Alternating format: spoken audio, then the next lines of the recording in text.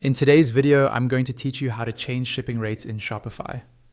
By the end, you'll know exactly where to go in your dashboard and how to adjust your shipping prices, delivery times, and conditions without breaking anything on your store. First, log into your Shopify admin and go to your main dashboard.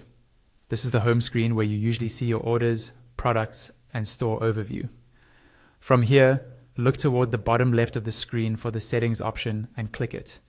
Settings is where Shopify keeps most of the behind-the-scenes controls for your store. Inside settings, find and select shipping and delivery.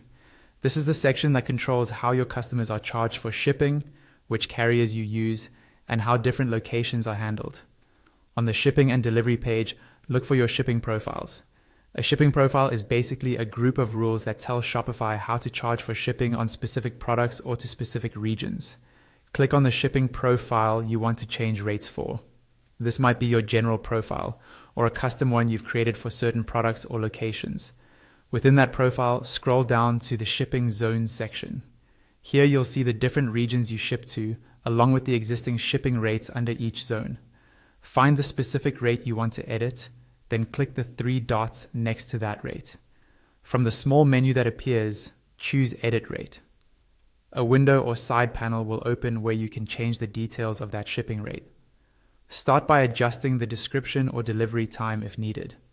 For example, you might set it to something like Express 1 to 2 business days or Standard 3 to 5 business days so customers know what to expect. Next, update the price of the shipping rate. This is how much your customer will be charged at checkout.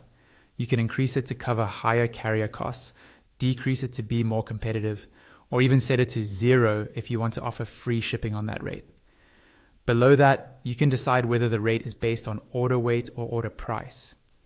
Weight-based rates are useful if your products vary a lot in size, while price-based rates are helpful for things like free shipping over a certain amount.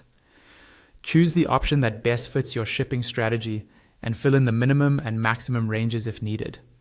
Once you're happy with all your changes in this rate, click Done to close the editing window.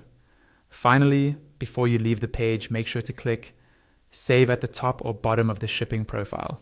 This confirms your changes and applies them to your store. After saving, your new shipping rates are live and ready for your customers.